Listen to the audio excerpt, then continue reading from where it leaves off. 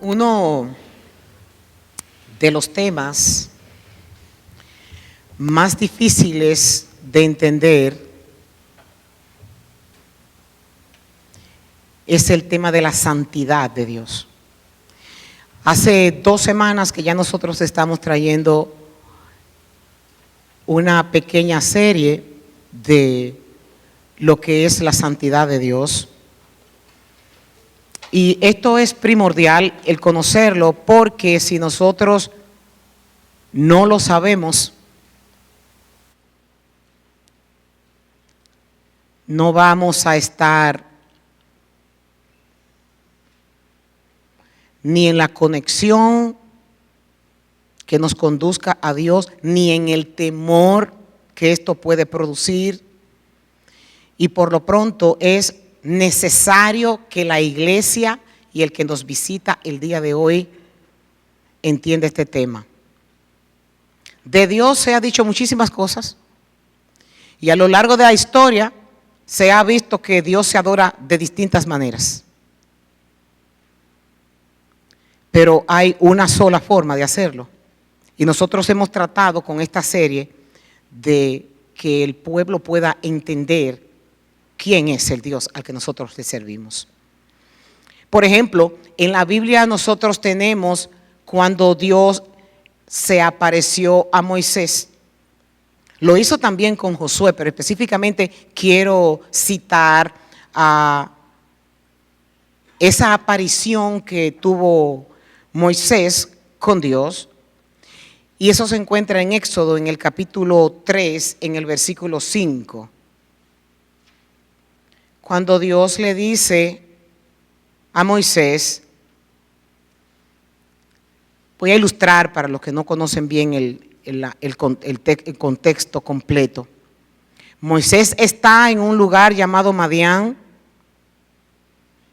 Había huido hace 40 años de una persecución que tenía por el faraón de Egipto.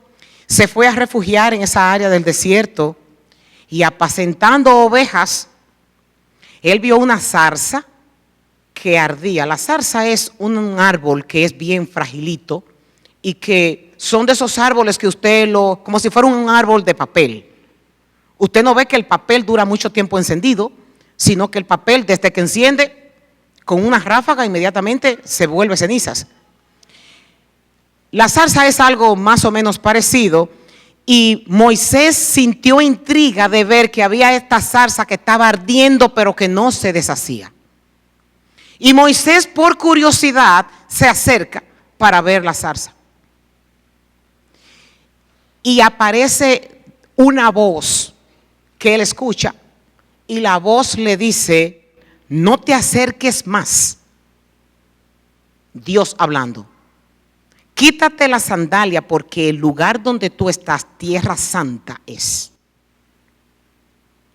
Ese lugar es muy posible que la gente haya pasado muchas veces por él y no tiene la misma santidad que tuvo en el momento que Dios se reveló, que Dios estuvo ahí. Ese lugar no está marcado como que aquí fue que yo vine, ustedes tienen que seguir venerándolo. Fue santo específicamente en ese momento porque Dios iba a estar ahí. Y Dios le da una instrucción a Moisés y le dice que se quite las sandalias por el grado de santidad que hay cuando Dios se presenta.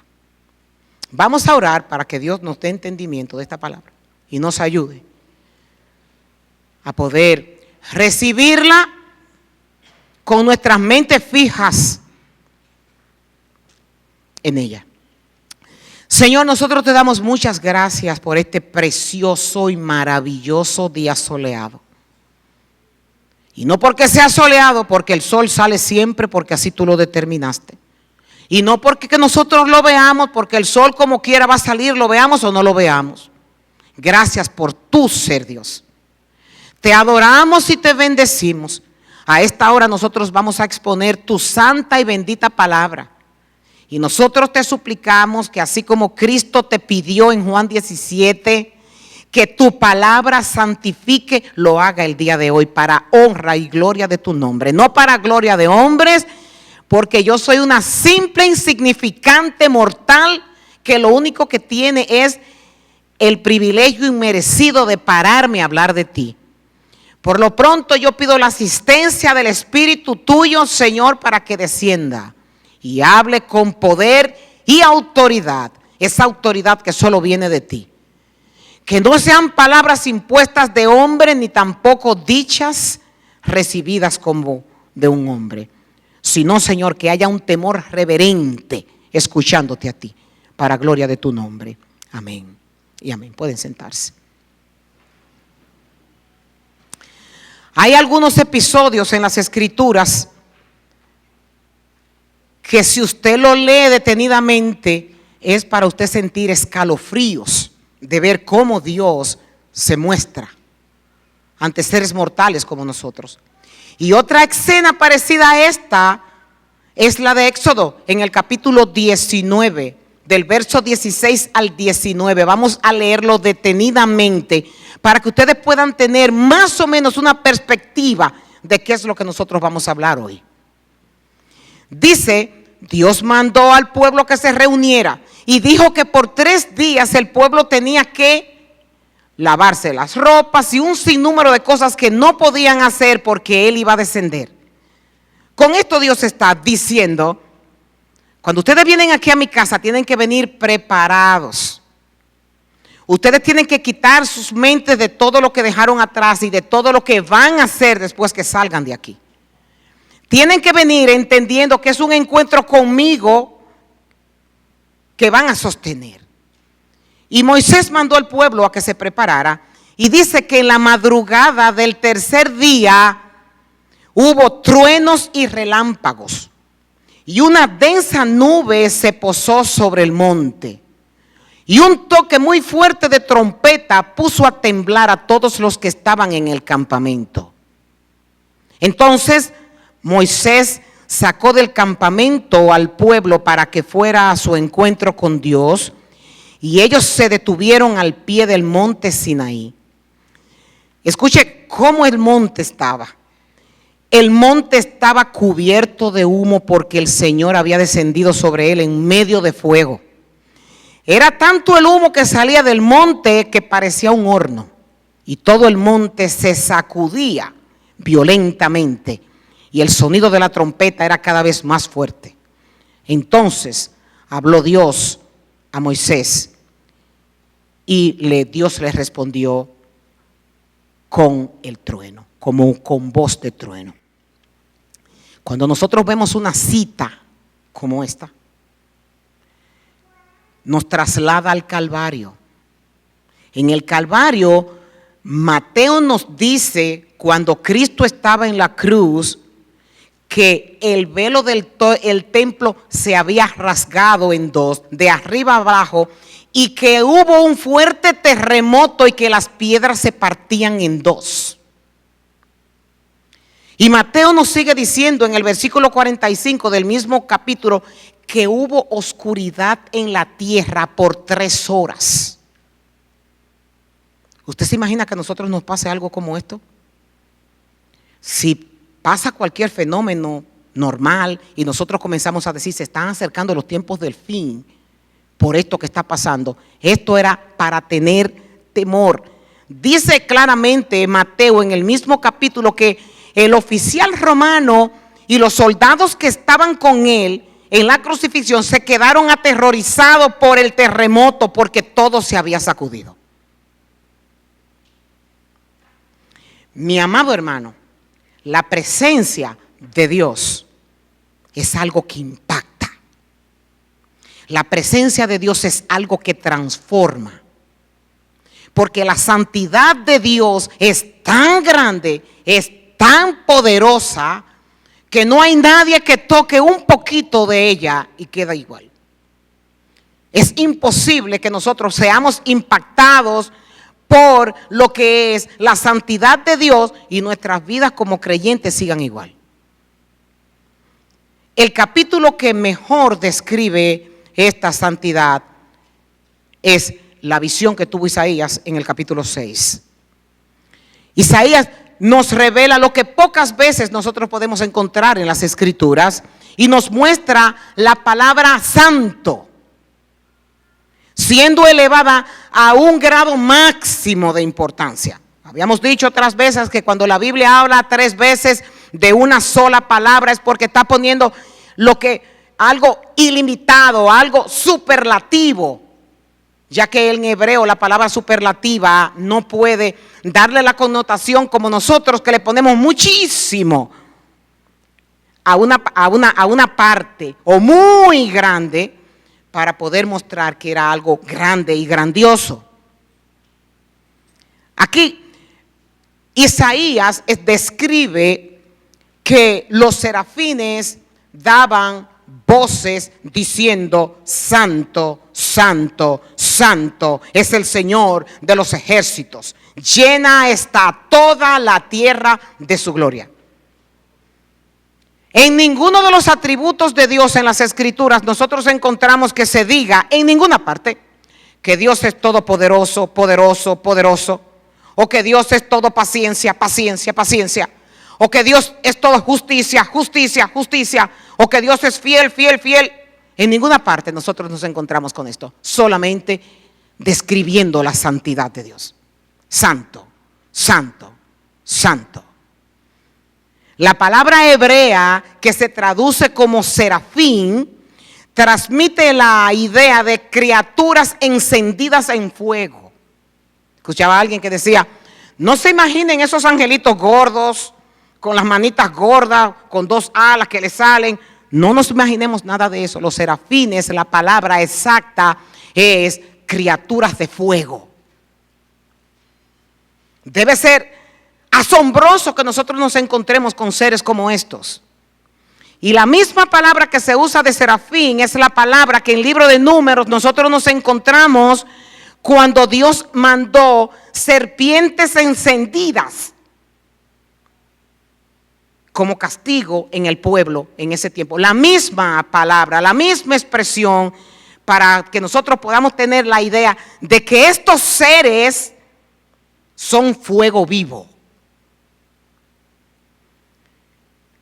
Isaías 4, en el verso 4, dice que se estremecieron los cimientos de los umbrales. Las columnas son los umbrales, a la voz del que clamaba. Yo quiero que usted imagine esto. Uno solo de los serafines estaba clamando y las esquinas del templo que Isaías estaba visualizando en el cielo se sacudieron solo al sonido de la voz del serafín. Proclama probablemente los serafines y los querubines son las criaturas más majestuosas que Dios haya creado. No hay otro ser que se pueda parecer a ellos. Son únicos. Y son los únicos que pueden estar rodeando el templo donde Dios está. Esta gloriosa y perfección divina es tan pura que su furor llevó a los serafines en Isaías 6 a cubrirse el rostro con las alas. Dicho de otra forma, la luz de la santidad de Dios es imposible ser percibida aún por los serafines. Seres sin pecado no pueden ver a Dios. Ahora bien, Dios dice claro en Éxodo en el capítulo 33 en el verso 20 que nadie puede ver su rostro y vivir. Pero eso no es todo lo que estos serafines pueden hacer. Bajo la visión que el profeta Isaías nos describe, ellos también tenían que cubrirse los pies, reconociendo que eran criaturas en la exaltación de Dios. Lo único que los serafines no cubren, ¿saben qué? Son sus bocas, porque con ellas ellos alaban a Dios. El uno al otro, dice Isaías, daban voces. Y miren cómo lo hacían. No era que todos cantaban como nosotros, que estamos cantando junto con el coro al unísono. Un solo ángel dice santo, el otro dice santo, el otro dice santo. Antifonalmente ellos van dándole la gloria a Dios, diciendo que toda la tierra está llena de su gloria. Y algo impresionante es que no importa que usted esté peleando creyendo que la santidad y la gloria de Dios trasciende nuestro entendimiento. Eso es como un ciego que diga que no puede ver el sol. No importa que el ciego no lo vea, como quiera el sol sigue brillando. Así es la santidad de Dios. Isaías también dice que Dios es alto y sublime y aparece en varios pasajes en conexión con la santidad divina. Porque así dice el alto y el sublime, el que vive para siempre, cuyo nombre es santo y que habita en lo alto y en lo santo. Ahora bien, ya en la prédica antepasada nosotros describimos el carácter de Dios y la santidad de Dios. Y la palabra santo es separado, apartado para algo. Por eso es que Dios no puede tener comunión con nosotros tan cerca. Es de lejos que Él tiene que tratarnos, porque Dios repele el pecado. Dios no puede estar cerca del pecado. Su santidad no lo permite. No es que Él sea ni egocéntrico, ni tampoco que quiera hacer las cosas a su manera. Es que Él no puede. Su santidad es muy grande para acercarse a criaturas pecaminosas como nosotros.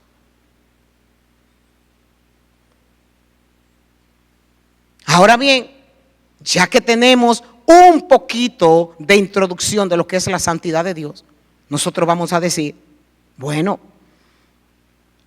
para un siervo, para que un siervo pueda ser útil para el Señor, hay un requisito.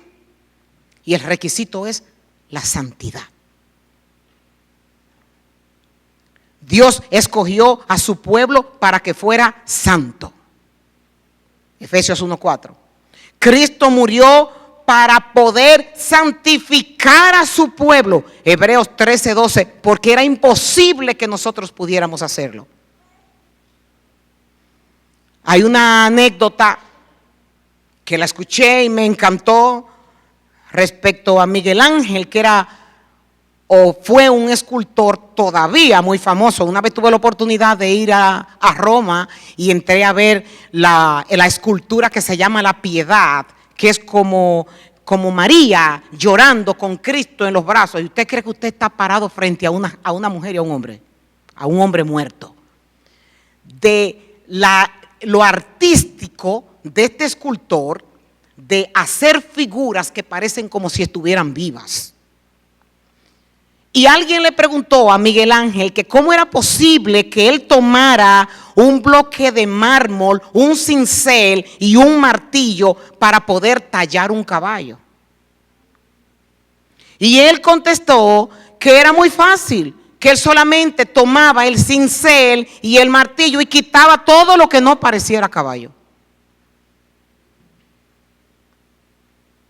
¿Sabe qué significa eso? Dios tiene un cincel en la mano y está tallando la imagen de Jesucristo en cada uno de nosotros.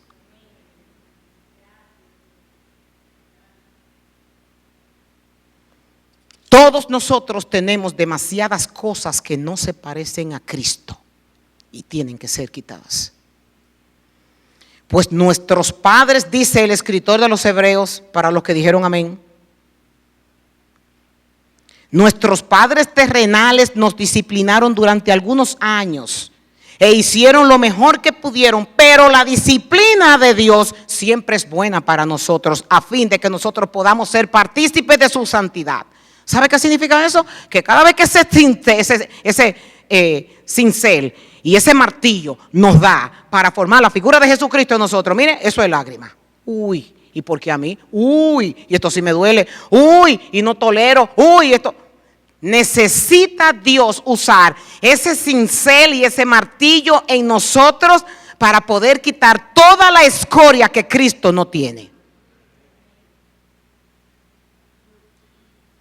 Ahora, ¿cómo vamos a hacer con esta situación? Si todos los días estamos peleando y batallando y peleando y batallando.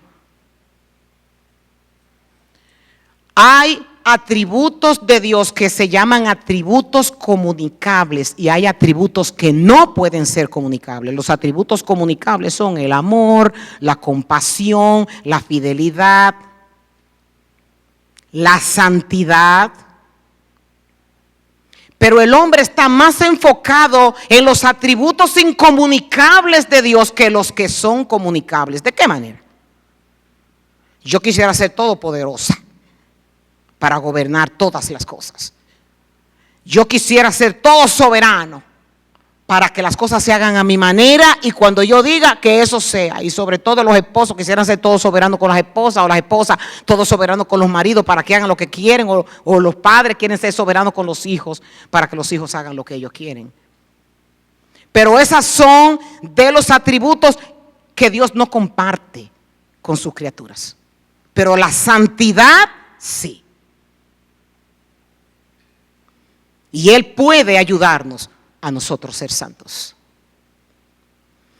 Cristo dijo en Juan 17:17, santifícalos en tu verdad.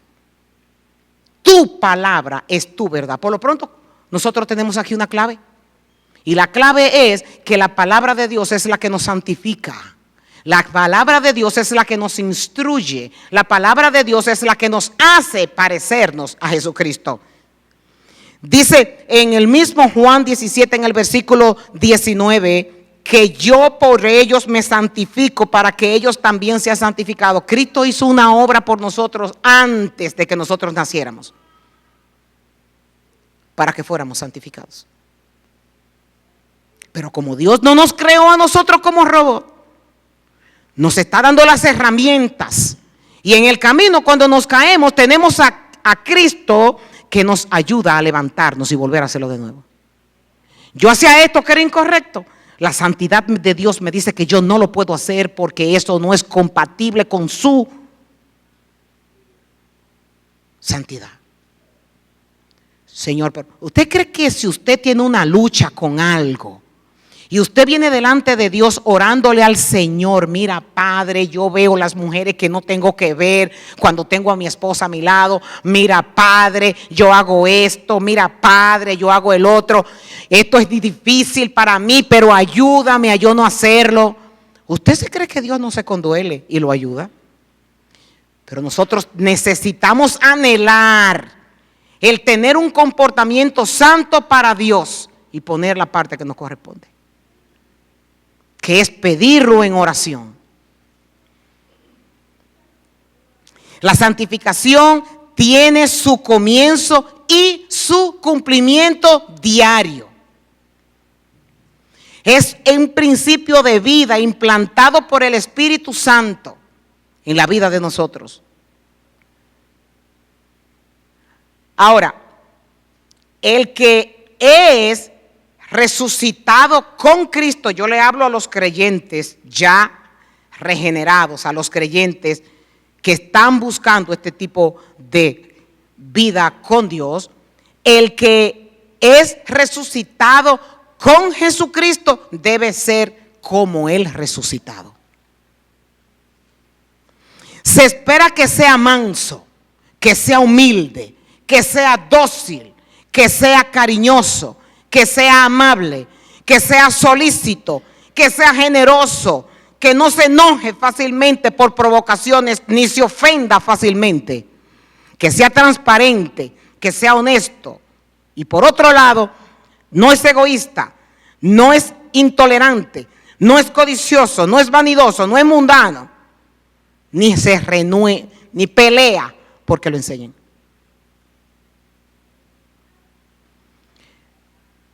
Una de las jóvenes el viernes pasado estaba dando una exposición. En su exposición me encantó cuando dijo que ella estaba buscando cómo estaba su vida espiritual y estaba leyendo en la carta a los Gálatas, que en la carta a los Gálatas nos habla de cómo nosotros debemos de parecernos a Cristo cuando tenemos manifestaciones del Espíritu, y que ella leía y decía, oh, pero yo no tengo de estas. Yo tengo muchas de estas que son de la carne, pero yo no tengo muchas de estas. El cristiano auténtico es sano, no es débil, no es frágil ni sentimental, pero por otro lado no es duro, no es mezquino, no es antipático, no es desagradable. ¿A quién estaremos describiendo aquí? Dice Efesios 4:25 que debemos de desechar la mentira y hablar la verdad cada uno a nuestro prójimo. Que el que robaba, que ya no robe. Que hay que quitarse de nosotros la amargura, el enojo, la ira, la gritería, la maledicencia y toda malicia. Efesios 4:31. Las palabras obscenas, los chistes obscenos, los comentarios obscenos, las conversaciones necias, las griterías, la maledicencia, los chistes groseros. Escuchen bien. Hasta los chistes groseros, dice el apóstol Pablo en Efesios capítulo 5 en el verso 4, no puede estar en la boca de un santificado.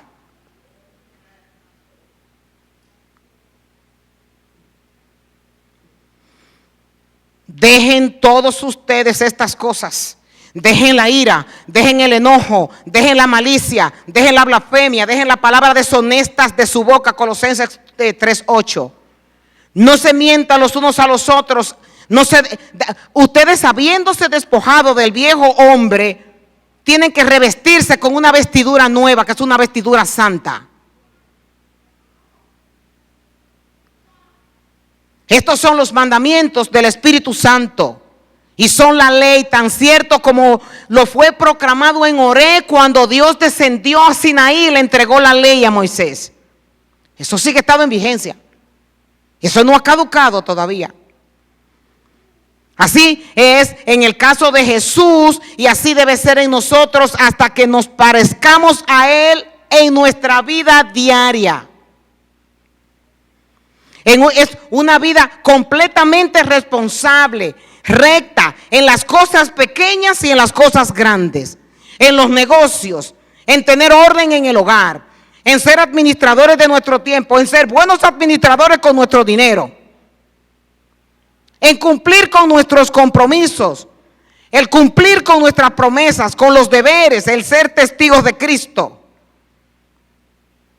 Oiga, la santidad se ve hasta en la puntualidad. La santidad se ve en ser buena paga. La santidad se ve en usted decir una palabra y no torcerse a ella. La santidad se ve en usted decir, prometo esto y lo cumplo. Dígame, ¿cómo está esto? Nos vemos a las 3 de la tarde. 3:05, 3:10, 3:20. En la vida de un creyente santificado, esto no puede existir.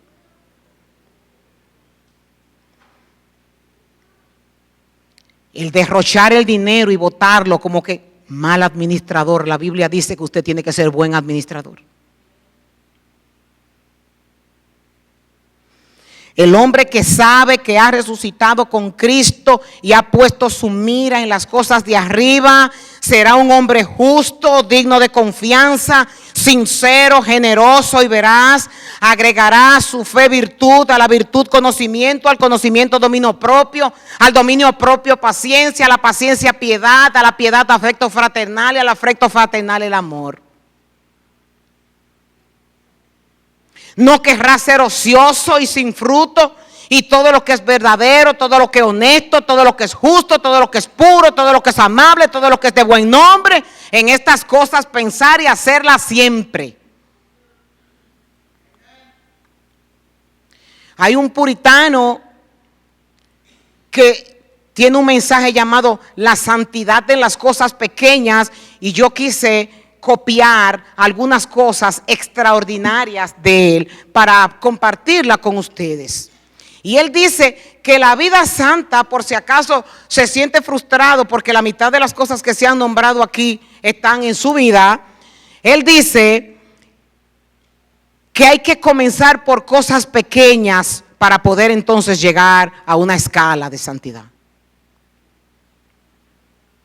evitar las maldades pequeñas, los pecados pequeños, las inconsciencias pequeñas, las pequeñas debilidades, las pequeñas tonterías, las pequeñas indiscreciones o imprudencias, las pequeñas manías, las pequeñas indulgencias. Las indulgencias son, bueno, no está tan malo que yo hago esto, pequeñito.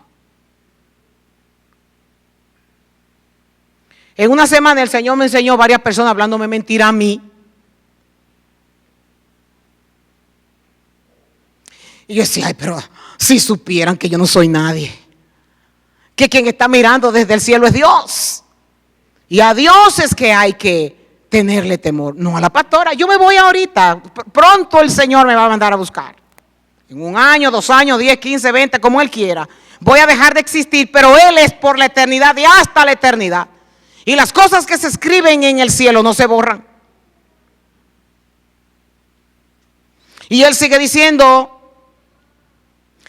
que nosotros tenemos que comenzar a trabajar en las pequeñas cosas, en las pequeñas equivocaciones, de tener una integridad absoluta, en la avaricia, en la codicia, en las pequeñas señales de mundanalidad y frivolidad, en las pequeñas indiferencias hacia los sentimientos o los deseos de otros, a los pequeños estallidos de mal humor, al enojo, al egoísmo, a la vanidad, a evitar cada cosa pequeña como esta nos ayuda a mantener la belleza de una vida santa. Las pequeñas miradas. Ustedes saben que hay miradas que no necesitan que uno hable.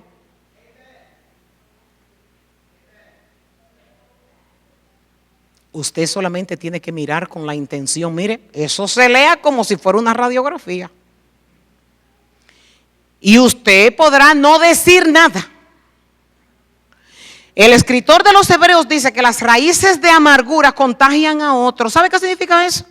Eso significa que esa mirada que usted da, llena de comentarios negativos, esa mirada negativa se lee, se percibe y se siente, aunque usted crea que no. Y puede tener la boca cerrada. Nosotros teníamos a alguien que murió hace mucho tiempo, el hermano Israel Bolaño, tremendo pastor, y él decía que el lenguaje corporal lo decía todo.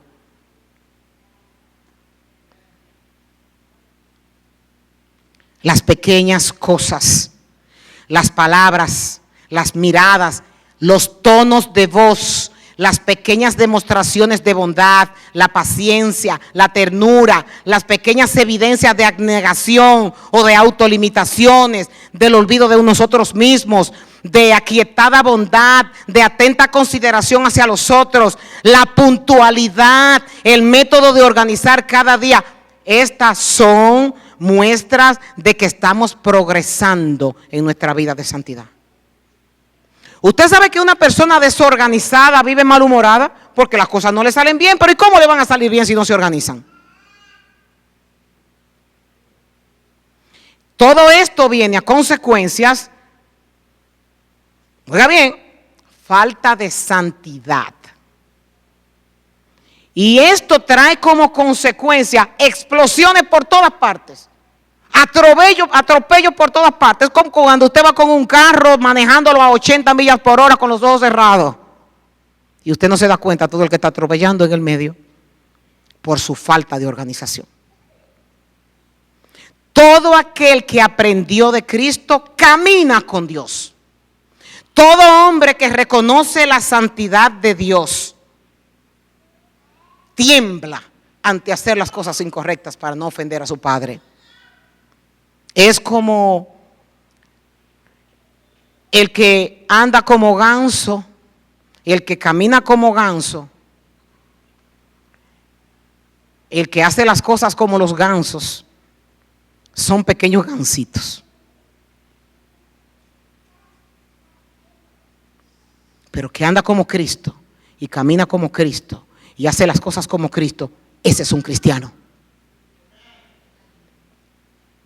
Una fe muerta en sí misma, describe Santiago a este tipo de comportamiento. Y no es don esto no es un don de Dios, no es la fe escogida de Dios el que tiene este tipo de comportamiento. En resumen, no hay nada de santificación en la vida porque no es un verdadero creyente. No estoy hablando yo. Y ni me vengan a decir, pastora, usted dijo cosas. Esto no se trata de mí. Esto se trata de qué es la palabra. Usted tiene que ser confrontado conforme a lo que la palabra de Dios dice. La fe verdadera obra por amor, constriñe al hombre a vivir para el Señor como efecto de un profundo sentimiento de gratitud por su redención. Le hace sentir que nunca puede hacer demasiado por aquel que murió por él. Y habiendo sido perdonado por mucho, ama mucho. A quien la sangre de Cristo ha limpiado, vive en la luz.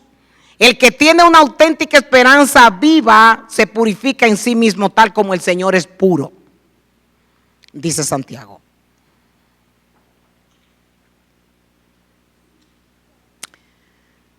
Donde existen estas virtudes, las que se describen en Gálatas, ¿cuáles? La certeza de que el Espíritu Santo mora en él. Les voy a decir cuál es. Que es la esencia de la salvación. El Espíritu no se mantiene dormido ni se mantiene inactivo dentro del alma. Siempre da a conocer su presencia por el fruto que causa que nazca en el corazón, el carácter y la vida.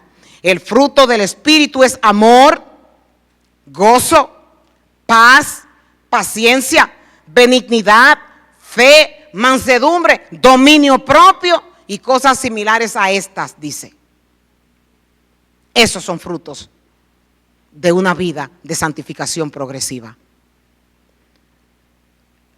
Una prueba de santificación, cómo usted reacciona con el pecado del otro. ¿Cómo usted se siente cuando ve a otra persona pecar?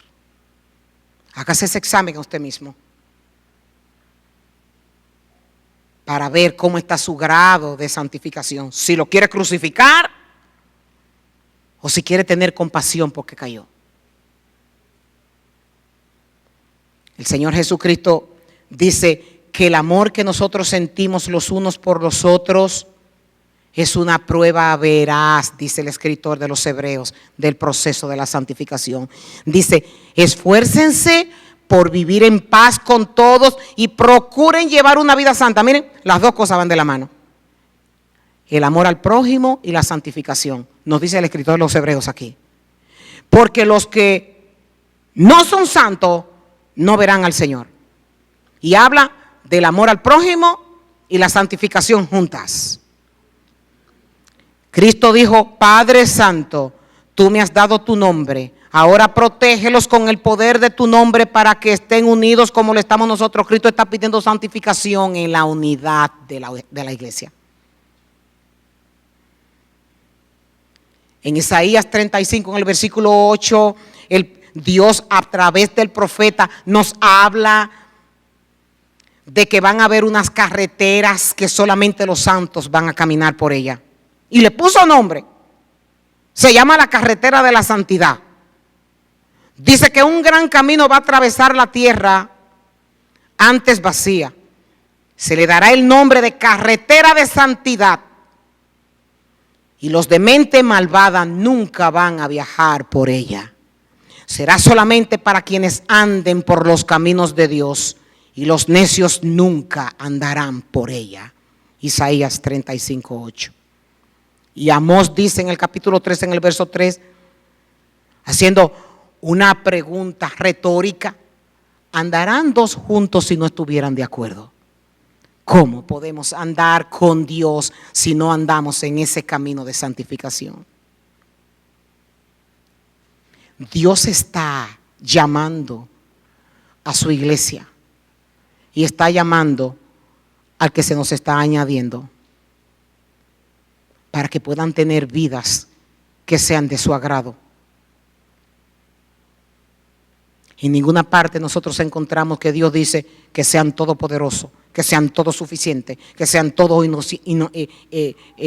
omniscientes. Dios dice, sean santos, como yo soy santo. Que Dios nos ayude y nos permita que a través de estos cultos que hemos traído,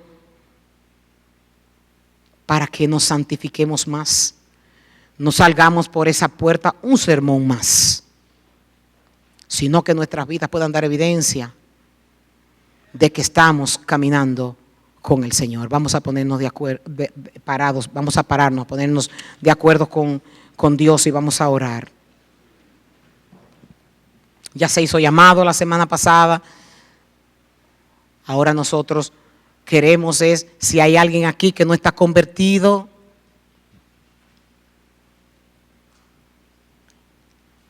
y quiere entrar en esa carretera de santidad, esto es un buen día para hacerlo. No tiene que pasar aquí, solamente tiene que levantar su mano y decir que quiere que Dios sea su Dios soberano y el que rija su vida. Esta es una oportunidad que a mí me la brindaron. Dios te bendiga, Dios te bendiga. Ven, pasa aquí, mi joven. Vamos a orar por ti. Ven. Ricardo, tráelo tú, tráelo. Bendito sea el Señor, que reina por los siglos de los siglos. Toda la iglesia, vamos a darle gracias al Señor por esta alma que ha venido delante del Señor. Vamos a orar. Si te quieres poner de rodillas, ponte de rodillas.